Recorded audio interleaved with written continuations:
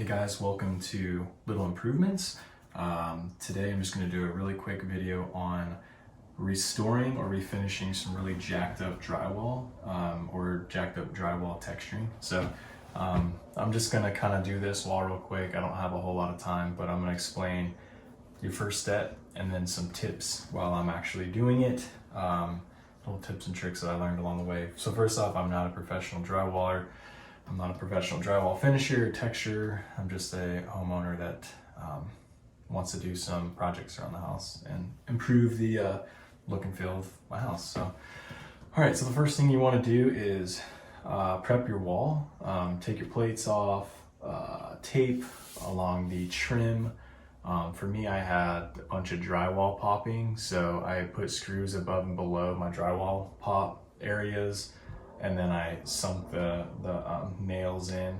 I went ahead and ran like a quick strip of material to fill these holes before and let it dry for about 24 hours, and then I'm gonna start this. Let's see. Painting? Oh yeah, scraping. Yeah, so another thing that I went ahead and did, I didn't use my nice 6-inch taping knife.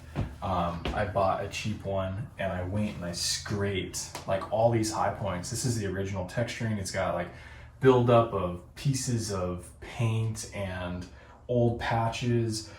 So I went and I scraped all the walls. We're redoing the hallway here. Scraped all the walls first to kind of take all these high points off, because the high points will throw your, as you're taping or as you're mudding, they'll kind of, you'll catch and you'll be able to see them.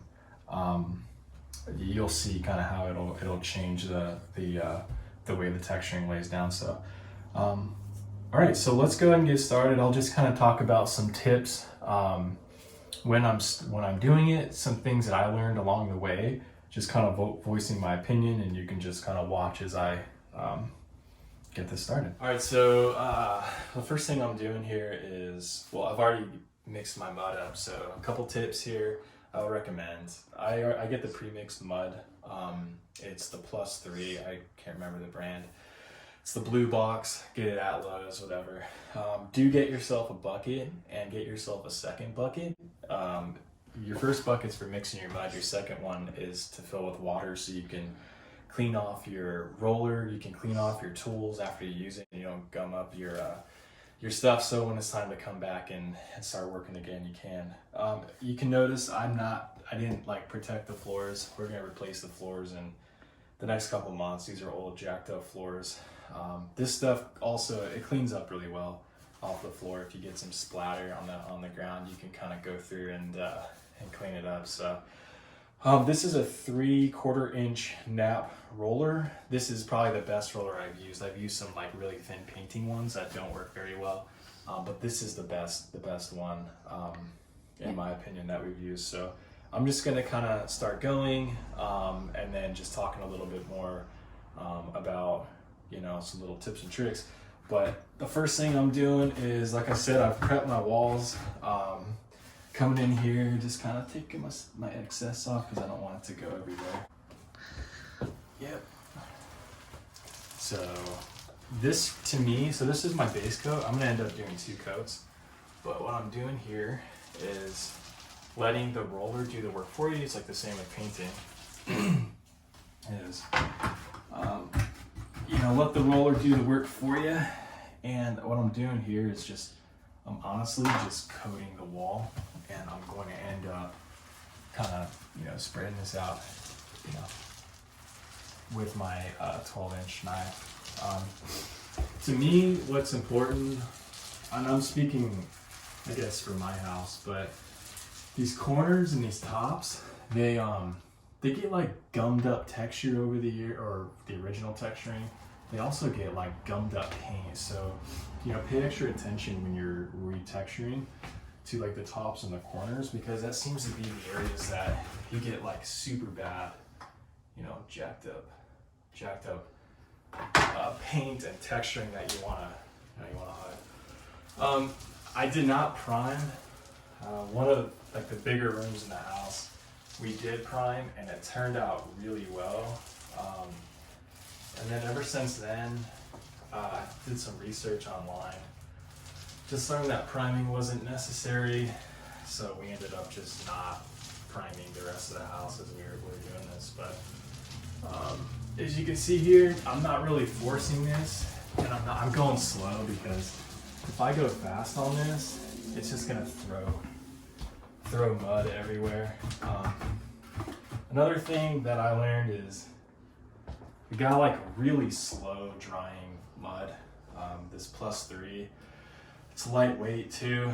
It's a little easier to just on the shoulders and everything, but I use like some quicker mud as a base coat in another part of the house, and it's nice because it dries quicker, but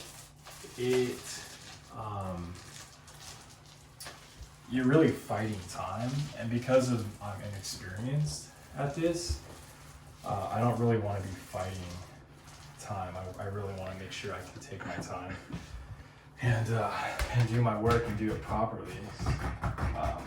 So I'm gonna go ahead and get the rest of this wall kind of topped off here with mud, and then I'll show you the base coat for the texture. All right, so 12-inch blade, a 12-inch drywall texturing knife, I think it's what it's called.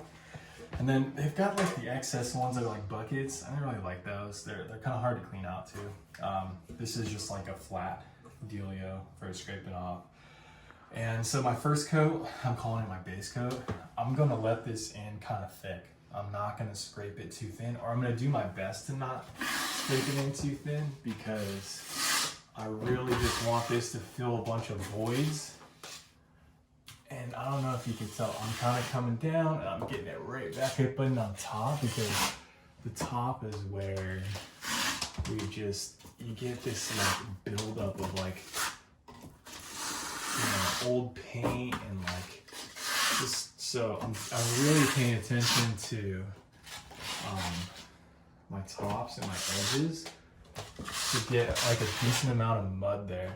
And one of the things I've learned along the way here is, when I first did a couple things around the house, I was really particular about like making sure that the product that I left was really good, because I felt like I wanted to do less and less sanding.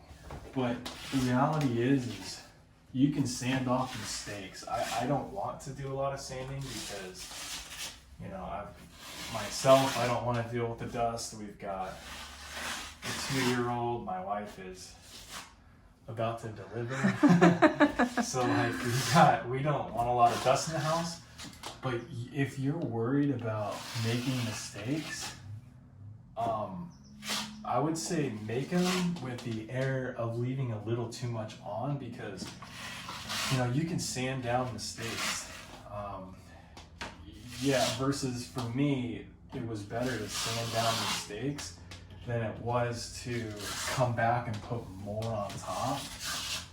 So that was kind of a change for me, was I would rather sand down mistakes than I would also, here's another thing too. You watch a lot of the guys on the YouTubes, they say put pressure on certain edges and stuff like that. Again, I'm not a pro, so like I'm gonna have edges. And you can sand your edges, or you can scrape them too. So you can get a scraper and you can just scrape your edges down before you put on like a better top coat. So mind you, imperfect, or this is not perfect right now, because I'm honestly just laying down my base coat. So you're gonna see a lot of lines. They're gonna get scraped off before I put on my top coat, my finish coat. And I'm really just kind of filling in voids. This old texturing, old patches and all that. And then I'm gonna come in later with some,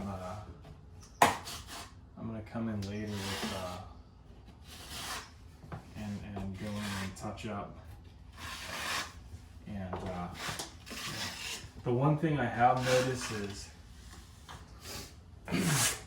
the flatter I keep my blade to the wall, it seems to have less lines. And that probably comes down to just putting pressure on it a certain way. But okay, so we're about done here. And I know it doesn't look perfect, but the reality is oops, dropped a piece. The reality is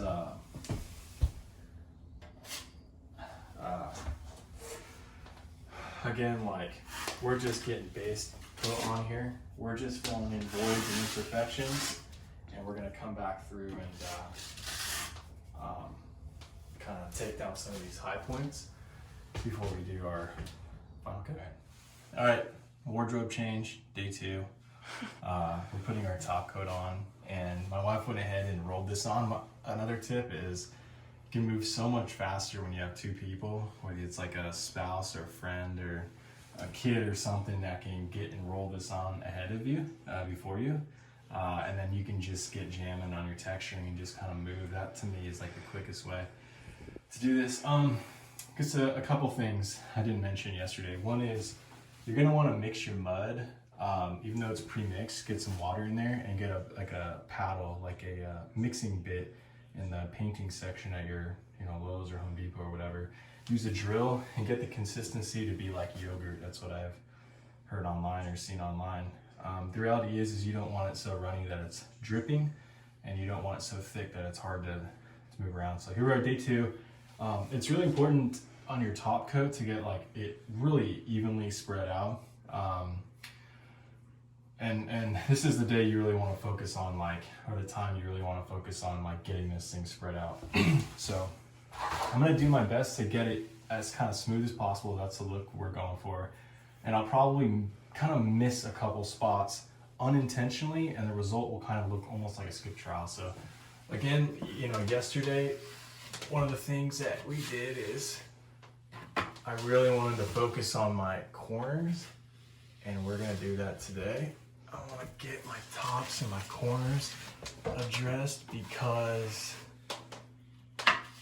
that's where the gooey, gumped up, nasty stuff is. You can see here, I'm not intentional. I don't know if you can see these spots. I'm not intentionally skipping. It's just kind of the concave and the I guess just the way the wall is. There's some low points, and those spots are kind of naturally skipping, and it's kind of leaving this kind of skip trowel look. So obviously I got the light here. This is a pain in the freaking rear end to work around. You can use a smaller knife. That's probably the best thing to do. But I'm just jamming, I'm moving, If it's not perfect, it's okay. I plan on doing some sanding. Try to button this stuff up, but I can see that. Yeah. Again, like yesterday, I'm not putting any pressure on any like one side or another, like a lot of guys on YouTube talk about, because the reality is I just want to get it on. Like, I don't really care if it's one line on one side or whatever. I need to just get it on, it to look okay.